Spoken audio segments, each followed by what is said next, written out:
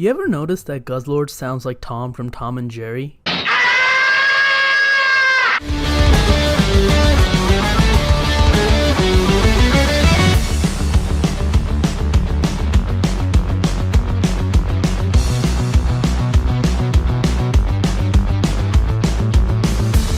Yes, ladies and gentlemen, episode 140 of the Sun and Moon anime titled Guzzlord Attacks, the Decisive Z-Move Battle is here, and the last episode we left off with Guzzlord appearing from the sky as Ash got his trophy for winning the Alola League. This can be really bad news if you remember episode 100 and 101, so will our heroes be able to stop it? Well, let's find out.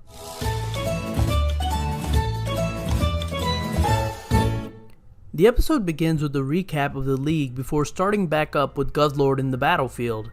Ash tells everyone that the best way to defeat it is by sending it back to the Ultra Wormhole by focusing on its second face above its face. That's its weakness. However, just then, Team Rocket show up only to get knocked around by Guzzlord. And after Beware comes in to rescue Team Rocket and send Guzzlord away from the main stadium, our heroes evacuate everyone from the audience while the Kahunas go after the Guzzlord. However, just as they evacuate everyone else, other wormholes start opening up around the stadium, causing two more Guzzlords to appear around the island. One in the shopping area, which we'll call Guzzlord number 2, and one in the docks, which we'll call Guzzlord number 3, meaning now there's a total of 3 Guzzlords out in the wild. While at first it has an advantage, Beware starts getting pummeled by the Guzzlord after Stuffle falls from its back and it has to try to protect it. This is Guzzlord number 1, by the way. Team Rocket sees this act of bravery and decides they're going to jump in because otherwise they're just gonna sneak around and try to steal Pokemon. They take away Beware and Stuffle blasting off. Ironic because usually it's Beware blasting them off, but this time it's the other way around. And once Team Rocket is gone, the Kahunas step up and start to fight Guzzlord number 1. And with the help of all 4 Island Tapus that show up, as well as the use of all their Z-moves, they're able to send Guzzlord back into the Ultra Wormhole. In the shopping area where Guzzlord number 2 is, all of our heroes minus Ash are there, you know, Gladion, Kiawe, Hao, Mallow, Lily, Lana, etc, etc. And they also use all of their Z-moves to send Guzzlord number 2 back into its Ultra Wormhole. In the docks where Guzzlord number 3 is, Mass Royal and Ash team up, and Mass Royal pulls out his Lucario and Ash decides to use his Pikachu. Using a combination of Close Combat, Electro Web, and Dragon Pulse, they're able to send Guzzlord number 3 back into its Ultra Wormhole, but it's shrunk so that it doesn't fit all the way through, so the Guzzlord doesn't go all the way through the wormhole and is still there. And now it's trouble because the Ultra Wormhole disappears a little bit later. However, just then, from another wormhole that's appearing in the sky, comes Naganadel, who's evolved from Poipole.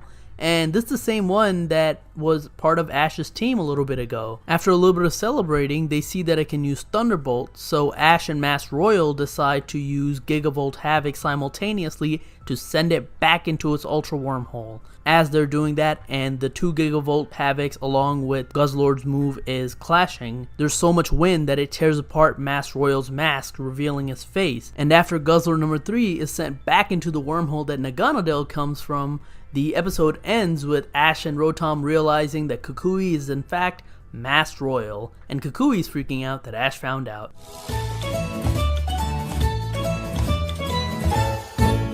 First things first, I know I'm not the only one that noticed, but when Shiny Guzzlord, the one near the docks, was coming out of its Ultra Wormhole, there was a pretty major animation error where it looked like someone forgot to either fully animate sparks and electricity, or something wrong just happened, because that just did not look good.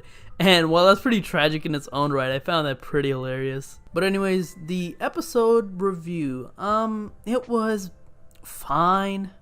Not great, not bad, but fine. The thing with all these Ultra Beast episodes is that they set up pretty early on that Ultra Beasts aren't bad Pokemon, they're just confused, they want to go back to their home world. So while every now and then they'll stray from that, for example when they had Pheromosa, for the most part they stick to it pretty well and they just go with the let's just send it back to its world approach. And while narratively that's fine, that doesn't really make for an exciting action-packed episode. This episode really had 2 parts to it. Part 1 is Guzzlord arrives and everyone's talking strategy and evacuating people, and Part 2 is the fight with Guzzlord. The first part to me is a little bit more interesting because it's people talking, it's something going on, it's people strategizing, and that's more interesting to me than just the fight, because for the second part, the fight was unfortunately just a bunch of Z-moves, and I'm not gonna lie, the Z-moves, when all of them came out, I was pretty hyped. They are pretty cool, but unfortunately, that's all that was. It's no real strategy, it's just a bunch of Z-moves, and that's not that exciting to watch. Don't get me wrong, the Z-moves themselves, they're pretty awesome to watch, but I mean, nothing interesting is happening. No story besides they're fighting Guzzlord is happening there, so that's not that interesting to watch in my opinion. Not only that, but having multiple Guzzlords I feel like kind of cheapens things. I know they wanted to separate everyone so that everyone had their moment to shine, but I don't think that was a good idea, because what it does, it makes the Guzzlords look weak, especially Guzzlord number 3, who got beaten by 2 Z-move people while everyone else required more. If that's all it takes, then they're not really that much of a big deal now, are they? I think back to episode 100 and 101. They made Guzzlord look like a monster, destroyed cities, it was, causing carnage. That's not how it looked like here. If they wanted to give off that same feeling, I feel like they should have just had one Guzzlord that's so strong that it requires everyone to work together, including the Tapus, and that's how they're able to send it back. But I don't want to be a negative Nancy, because this episode did have good things. For example, Naganadel coming back. It hasn't been seen in forever, so it's good that it showed up, and while some people are complaining that, oh, it makes no sense for it to show up now, I would say I would disagree. It's an Ultra Guardian. It even has the Ultra Guardian necklace.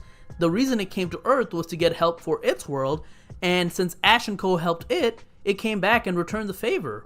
That's awesome. That's really good narrative storytelling. It makes sense, and it's a smart way to get Ash a 6th Pokemon for his party in his match against Kukui. You know what this reminds me of?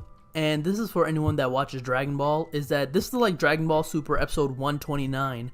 Episode 130 and 131 was a major climactic fight, so episode 129 they used a lot of reused animation and just still shots so that they don't have to spend as much on this episode and they could focus on the other episode. Same thing here, they reused a lot of Z-moves here, and I think that's so that they can save a lot of time animating things so that they can focus on the Ash vs Kukui match. Watch, I bet you that episode, the upcoming 2 episodes are going to be great. So, again, I really don't mind this episode being like that, but I have to be honest, that does kind of make the episode boring. Other than that, I have nothing else to say. It's good visuals, but plot-wise, nothing interesting. And it's an episode you should watch only just to see Team Rocket, who are great as always, and to see Ash, Rotom, and Kukui's reaction to the Masked Royal being unveiled.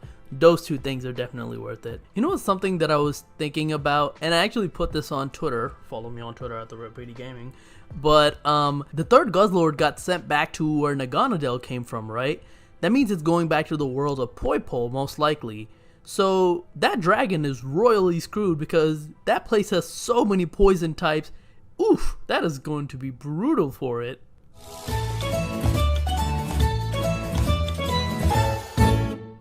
The next episode is the beginning of the exhibition match between the champion Ash and Kukui.